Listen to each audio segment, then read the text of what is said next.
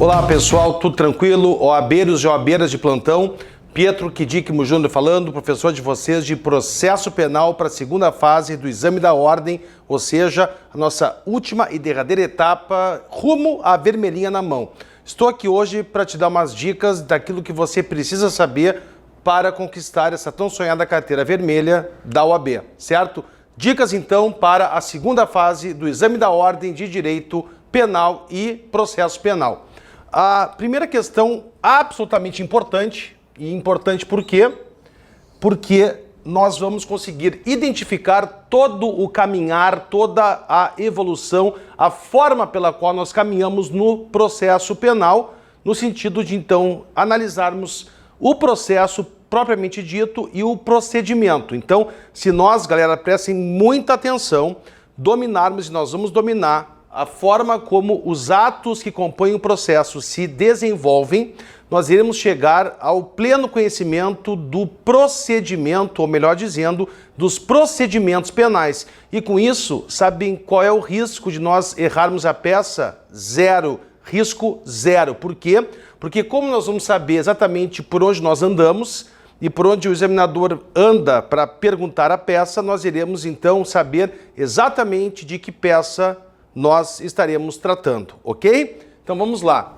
Nós sempre começamos com o pai de todos, o furabolo e o mata-piolho. Por quê? Porque é o procedimento padrão, é o procedimento que é utilizado sempre para dar exatamente base a todos os demais procedimentos penais que nós temos no nosso ordenamento jurídico, inclusive, pasmem, o Tribunal do Júri.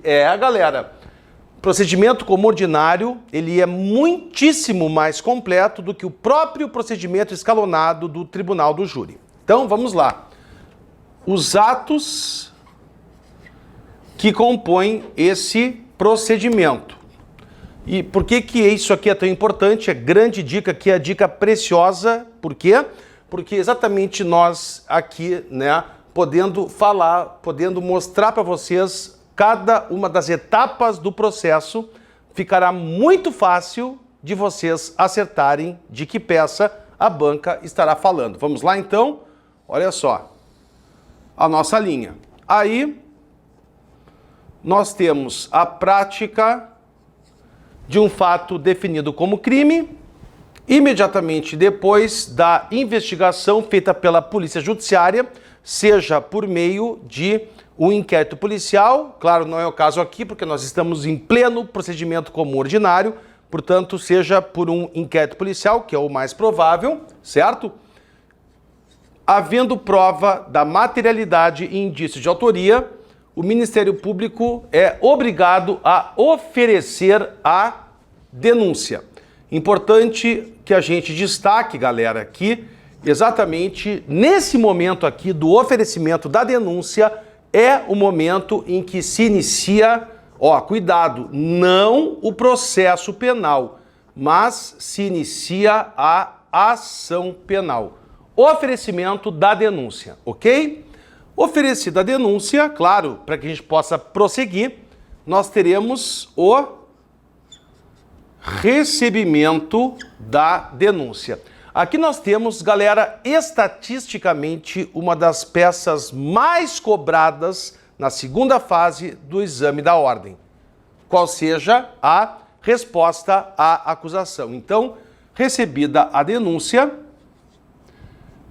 teremos a citação do réu, e essa citação ela pode ser real ou pessoal, desde que, claro, o réu tenha endereço certo, e ela se subdivide em citação real ou pessoal feita por mandado, feita por carta precatória ou por carta rogatória. E nós temos a chamada, é um gênero, citação ficta, que é um absurdo, né, no processo penal, em que tudo isso aqui pode acabar na privação da liberdade do indivíduo. Mas, enfim, nós temos a citação por hora certa e a citação por edital. Pois bem, citado o réu, ele dispõe, juntamente com o seu defensor, então, de 10 dias para apresentar a resposta à acusação. que agora, como nós sabemos, e por isso que ela é um prato cheio para ser objeto de questionamento aqui na segunda fase do nosso exame da ordem, certo? Ela tem o prazo de 10 dias e simplesmente o que é que nós podemos alegar nela? Tudo aquilo que for de interesse da defesa. Preliminares, prejudiciais, mérito, justificações e indicar todas as provas que nós iremos pretender produzir no curso do processo e, claro, sob pena de haver preclusão, é o momento também em que arrolam-se as testemunhas. E como se trata de procedimento comum ordinário, são 8 testemunhas para cada réu, ok? Então, resposta à acusação, previsão legal, artigos 396 e 396, letra A, ambos os artigos, claro, lógico, do Código de Processo Penal. Uma vez apresentada, por isso deve ser densa, deve ser profunda, e por isso que tem caído tanto essa peça, nós teremos os autos conclusos ao juiz para que decida se é caso de absolvição sumária. Percebam que até aqui não houve qualquer produção de prova, ok? Então, claro, lógico que a absolvição sumária, aliás, como o nome mesmo já está dizendo, só pode ser uma decisão que muitos tratam como verdadeira sentença, porque absolve, portanto, se enfrenta o mérito. Então, só pode ser uma sentença, uma decisão que jamais possa trazer prejuízo ao réu. Essa absolvição sumária está no artigo 397 do CPP. Prova disso, galera, de que não poderá jamais a absolvição sumária trazer prejuízo ao réu, está no fato, vou ler para vocês, do final, parte final do inciso 2. Parte final, repito, do inciso 2 do artigo 397. Vamos lá? Diz assim: após ter sido dado efetivo cumprimento ao disposto no artigo anterior, ou seja, 396, o juiz deverá absolver sumariamente o réu, desde que reconheça, inciso 1, manifesta causa de exclusão da ilicitude.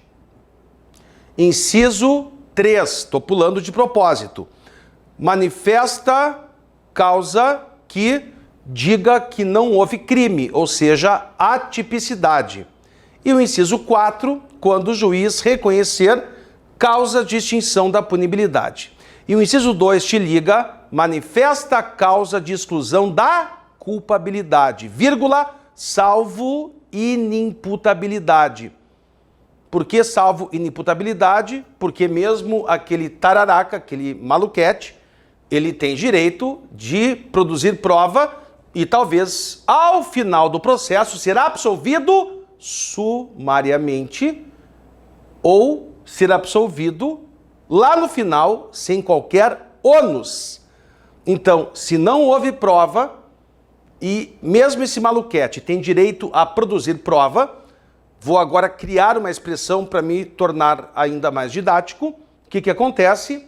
Exatamente isso. Como é que nós, tirando do acusado a oportunidade de produzir provas, iríamos mandá-lo direta e imediatamente ao Instituto Psiquiátrico Forense e permanecer lá durante o resto da vida. Por isso, a última parte do inciso 2 do artigo 397, ou seja, entre muitas aspas, não cabe a absolvição sumária imprópria. O que é uma absolvição imprópria? É aquela que só parece absolvição, mas no fundo não é. Por quê? Porque ela é muito ruim, galera. Ela é pior do que uma sentença penal condenatória. Por quê? Porque ela tem uma absolvição só no nome. Lembra dos nossos chocolates? Quem não gosta de um bom chocolate? Bom, nós temos aqui no Rio Grande do Sul um chocolate bem meia boca, que é o chocolate da marca Neugbauer. Esse é um chocolate impróprio.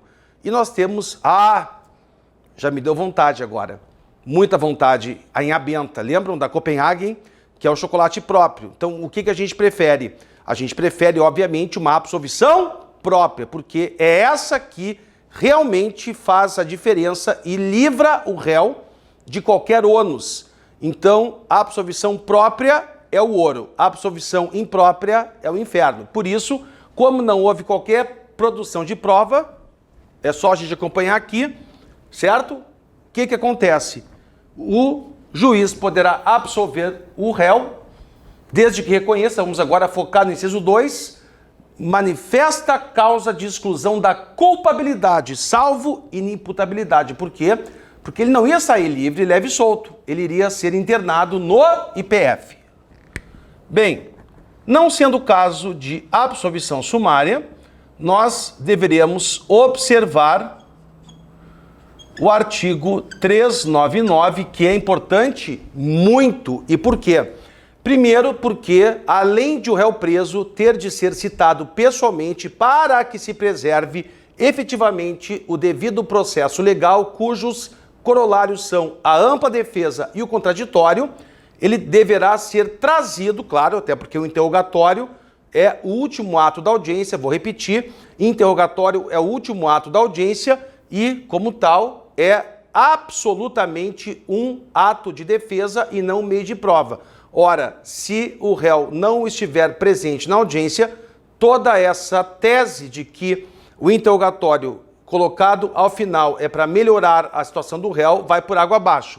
Então, temos no parágrafo 1º exatamente essa previsão e no parágrafo 2º, estamos falando do artigo 399, da mesma forma, o que nós temos? Nós vamos ter o princípio da identidade física do juiz. Por quê?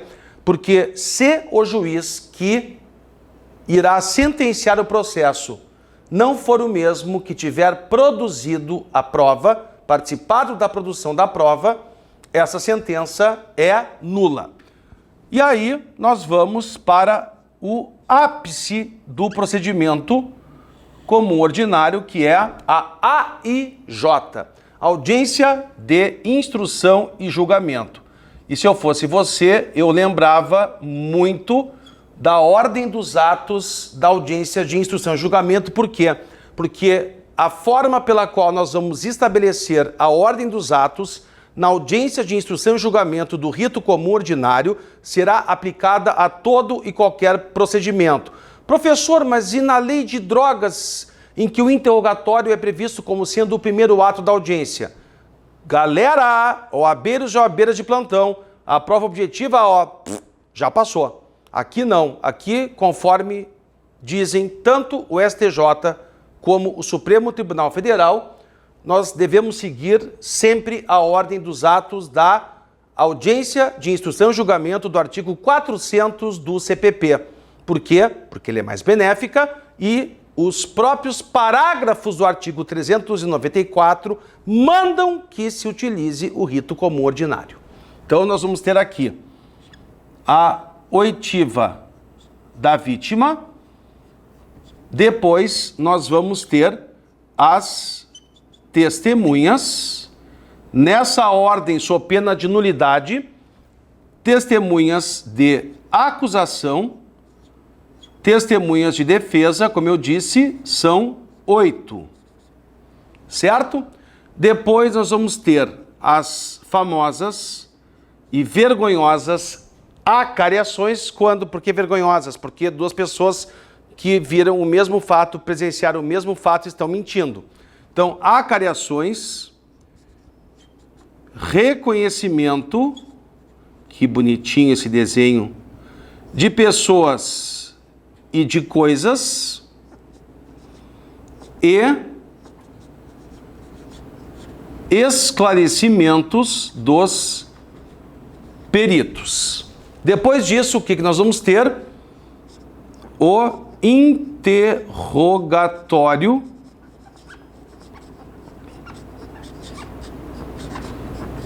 vejam, último suspiro da audiência de instrução e julgamento. Ora, para quem está sendo acusado de qualquer coisa, falar por último é infinitamente mais benéfico.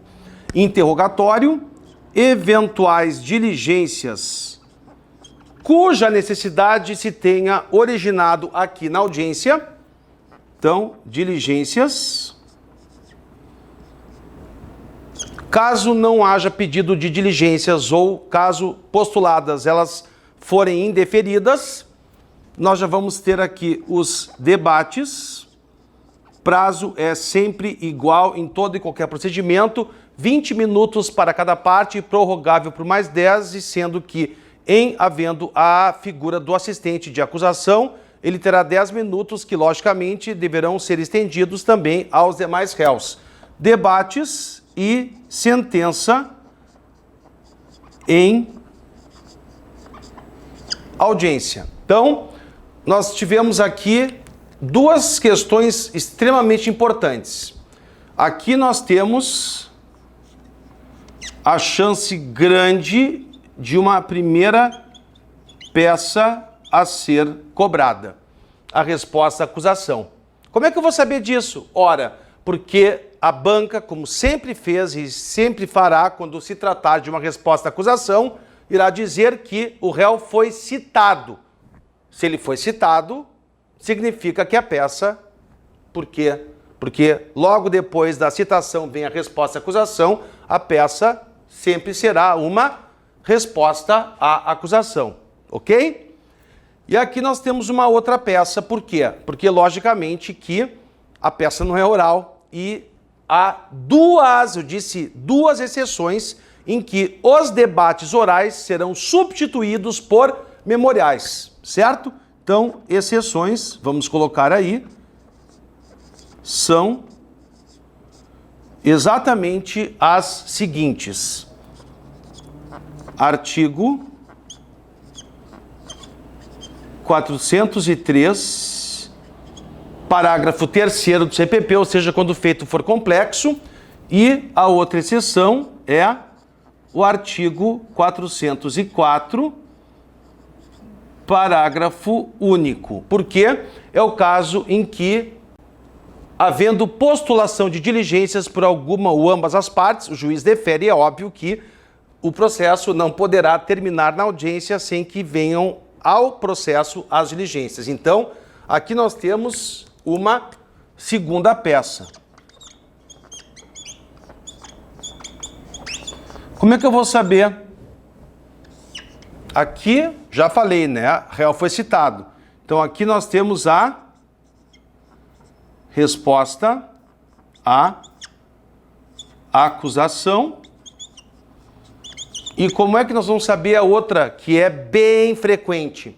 Ora, nós vamos ter a narrativa no enunciado da questão, da peça, de que já foram ouvidas testemunhas, de que estamos prestes a que o juiz profira uma sentença. Então, aqui nós já temos a segunda possibilidade de peça, que são os memoriais substitutivos aos debates orais, certo?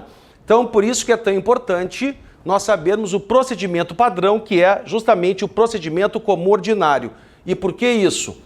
Porque depois, olha que barbada, olha que lance extremamente tranquilo. Por quê? Nós vamos ter depois o procedimento comum sumário, que é exatamente igual ao procedimento comum ordinário. Com que diferenças? Ao invés de nós termos 8 testemunhas, são 5 testemunhas. E aqui, ó, entre a absolvição sumária que não tiver sido concretizada e a realização física da audiência, não pode ultrapassar o prazo de 60 dias. Ao passo que aqui no rito, né, comum sumário, certo? Diferenças do PCO, né? Então, vamos colocar assim, 5 testemunhas e 30 dias para a designação da audiência de instrução e julgamento, ok? E por fim, nós temos... E por que eu estou fazendo ordinário, sumário e sumaríssimo? Porque são os únicos procedimentos chamados de comuns. Procedimento comum sumaríssimo. Cuidado. Lei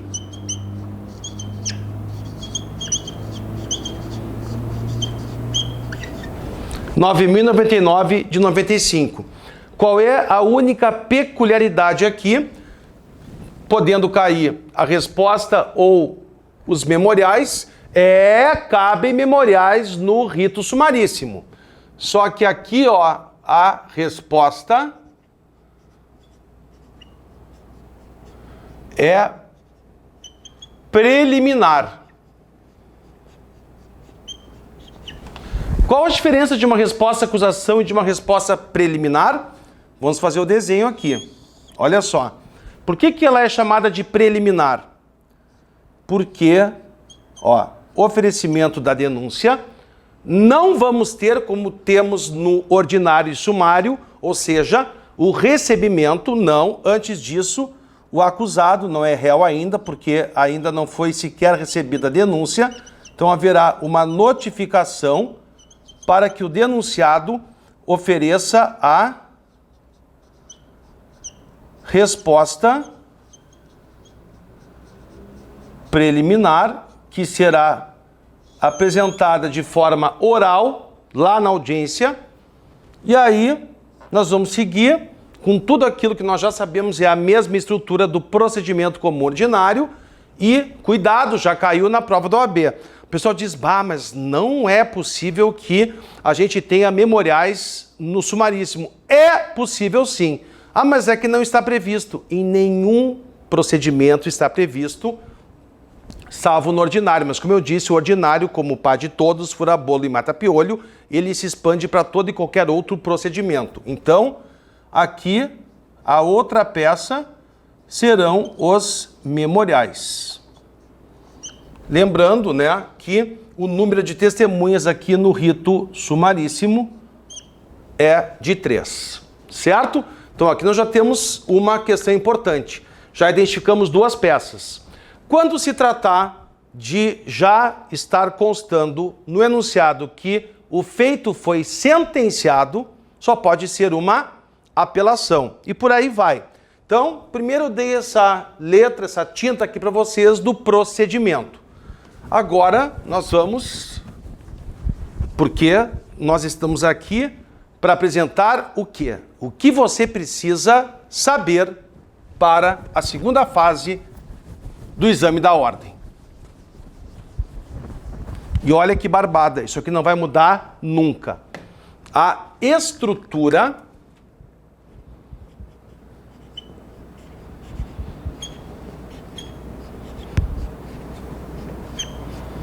da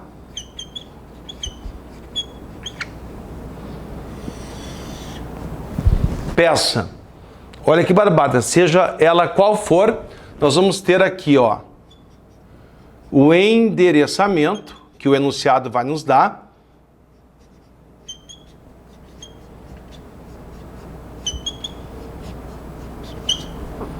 O que é o endereçamento? Excelentíssimo senhor doutor juiz de direito da vara tal, certo? O endereçamento, depois o número do processo, se nós tivermos já uma peça no curso do processo, depois nós vamos ter aqui o preâmbulo,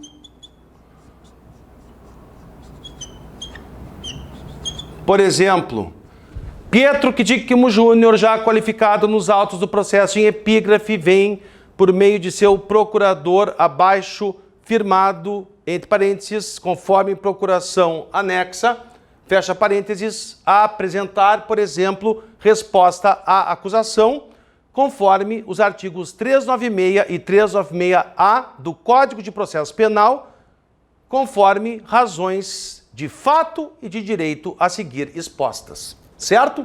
Aí nós começamos, ó, dos fatos. E narramos os fatos. Depois nós vamos para a alma da nossa peça, que é o que será muito valorizado, que é do direito. E depois, no direito, Dentro desse aspecto, nós vamos ter o quê? Em primeiríssimo lugar, nós vamos trazer as preliminares. Logo depois, nessa ordem, as prejudiciais de mérito. Qual é a diferença e a grande semelhança entre preliminar e prejudicial? A semelhança, a semelhança é essa. Ambas devem, não é assim, podem, ambas devem ser analisadas sempre antes do mérito. E por quê? Porque quando o juiz acolhe uma preliminar, ou quando nós sustentamos uma preliminar e ela é acolhida pelo juiz, o que acontece? O processo é anulado. Então, a consequência do acolhimento de uma preliminar é a nulidade do processo. E a consequência do acolhimento de uma prejudicial é exatamente a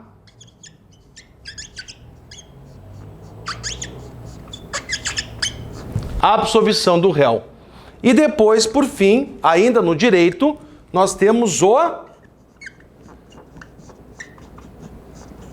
mérito. O que nós vamos buscar no mérito? No mérito nós vamos buscar a exclusão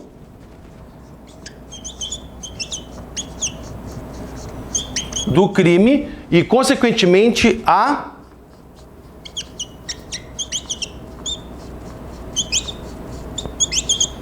absolvição do réu. Então, fato, direito e, olha que barbada, sempre assim, qualquer peça que a gente for fazer, a estrutura é essa, é uma tríade, né? Dos fatos, do direito e do pedido. Só te liga agora porque as coisas vão inverter. O que eu quero primeiro? Que o processo seja anulado e o meu réu corra o risco de, renovado o processo, agora, por acaso, ele seja condenado validamente? Claro que não. Então, nós vamos inverter. Aqui no pedido, sempre começamos assim, né? Isso posto. E aí a gente vai colocar, né? Olha como se invertem as coisas. Requer, porque o que eu quero primeiro? Requer a defesa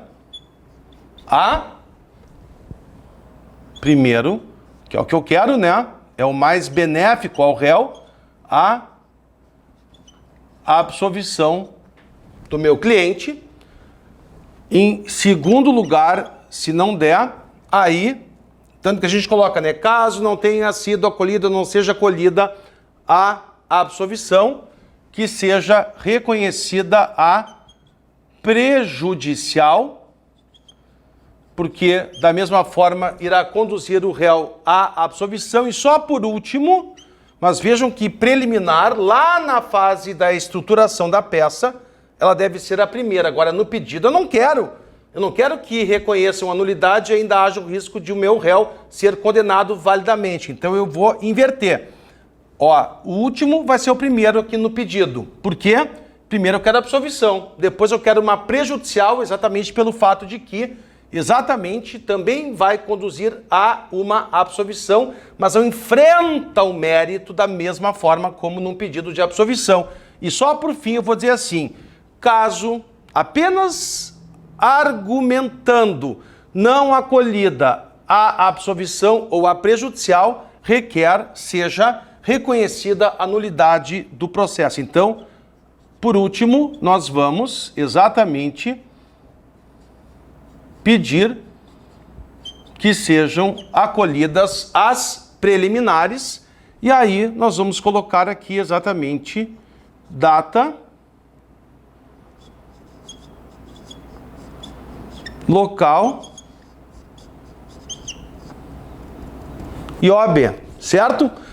Agora a dica final, para você não esquecer da ordem. Depois você confere e você me diga. Siga, por favor, a ordem do artigo 381 do CPP. Ah, professor Pietro, mas isso aqui não é a estrutura de uma sentença? Qualquer peça feita por qualquer operador do direito, seja o Ministério Público, o juiz ou o defensor, tem a mesma estrutura. Ou seja, o relatório, a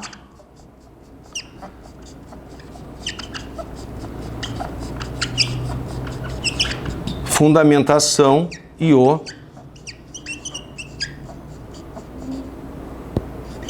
dispositivo. Portanto, dica valiosa, dica de ouro, te liga no artigo 381 do Código de Processo Penal. Portanto, ficamos por aqui. Dicas importantíssimas, imprescindíveis para a sua aprovação no exame da ordem. Vem para cá, vem para Verbo, porque a gente está te esperando.